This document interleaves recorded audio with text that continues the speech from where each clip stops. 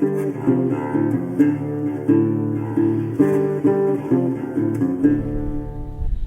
guys, today we're taking a look at a ACOG. So, this is the Hunt World USA ACOG. Now, disclosure, I did try to reach out to Hunt World USA to see if they would send me one of these to check out, because I've been seeing them on the market the past year or so. However, they don't have any videos, almost no videos of this scope, this optic, on YouTube. So, I reached out to them, say, hey, look, I'll be willing to do a detailed review if you send one out to me.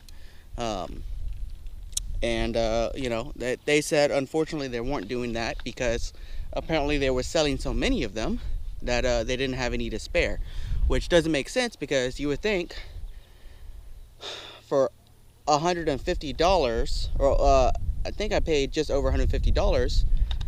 This here would be something to be some videos of so far. It is a prism scope. From what I understand, it is a exact clone of an ACOG minus one specific thing. It does not have a tritium illuminator in it, but it does have the fiber optics, which does work really, really well. I mean, the fiber optics on it is, insane. Now, it does have that traditional ACOG really short eye relief. You got to be right up on it. For instance, for me, the eye box is right there. I have a nice, good, clear picture. Now, it does have a relatively clear glass on it.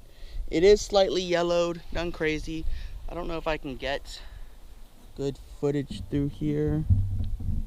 Let me see here. Maybe not with the GoPro on the stand. I'll post a picture of the reticle. It does have your basic chevron style reticle, and it does have drop markings from 400. Well, it's got the chevrons from 4 all the way down to, I would say, that's meant to be 1,200 yards. So it'd be 4, 5, 6, 7, 8, 9, 10. Yeah, 1,200 yards. It's what it's marked out to, which is crazy if you consider that it's set up for 5.56. This rifle I'm shooting out of is a 300 Blackout. This is one of my builds. I have not shot this rifle yet. It's on an Anderson lower. I don't know the manufacturer of the upper. It's one that I inherited. So when I got it, it was just a barreled upper, no bolt. So I had to put a bolt lower on it. So I figure, this is my lightweight build. So I figured I'd try it on this rifle and give it a shot, see what it does. Basically, I laser bore sighted this in at home at close range. So we're gonna see what it does, how close it is to that, and how it holds up to zero and firing. So let's get at it.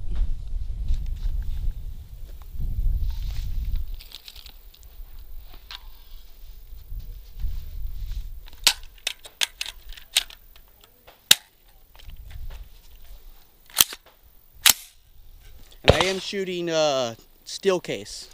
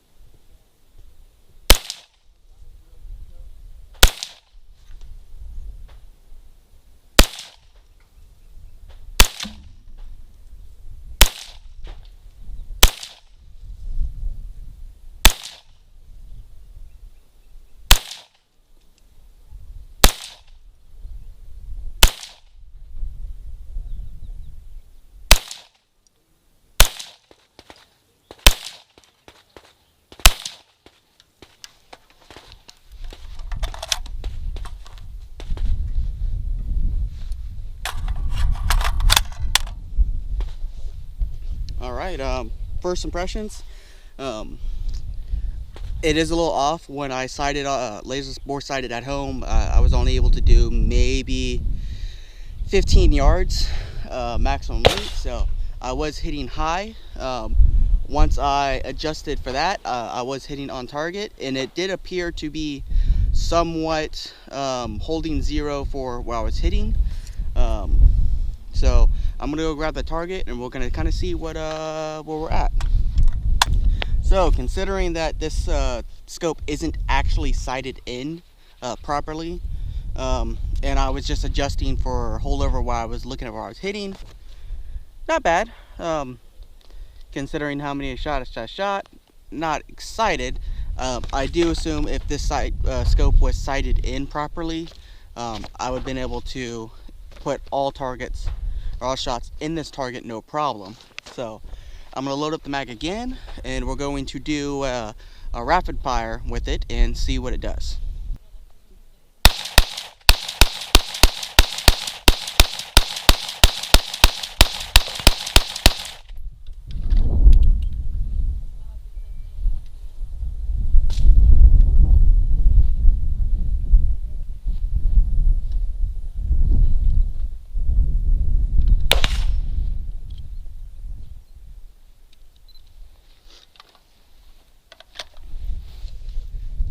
Alright, as you just saw, the sight fell off my rifle under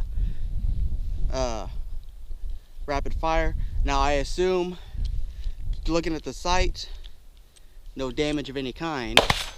So this was probably my fault. I probably didn't tighten this down enough.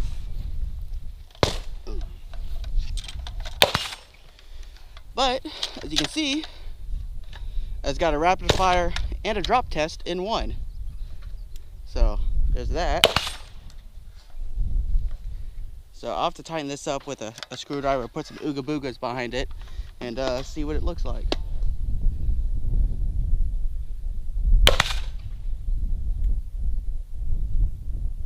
As far as looking through it, everything seems to be normal. I did notice through shooting, it looked like I was putting them all generally right in that in out area over there in the berm. So only time's gonna tell on this one. I am gonna be doing updates on this in the future to see what it does, and I am thinking about doing it on some higher powered rifles as well to see how it holds up to recoil. But otherwise than that, so far so good. So it's been 2 weeks since the last clip with the ACOG, and we're gonna see if it's still on target after that drop. I have it tightened down.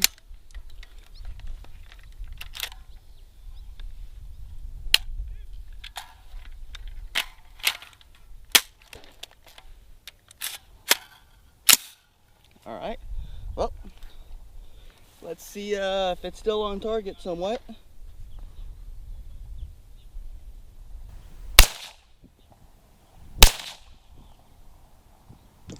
So I'm doing this because I forgot to actually record an outro on this, and because of the way that this scope is, it's not a whole lot to talk about it, so it didn't really deserve a true tabletop like I do with the firearms.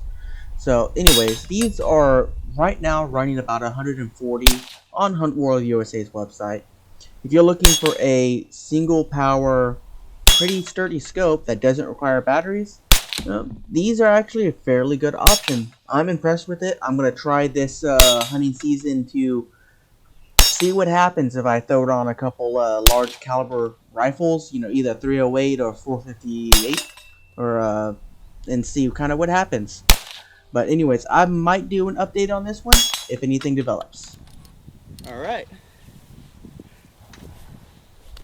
Well, it's still not sighted in, but it does seem to be hitting low consistently, so that's just the difference between me not having it sighted in or not. But besides that, it's seems to be shooting good. No major issues. It's off, but it's consistently off, so that's just down to it not being sighted in. So Calling me impressed so far.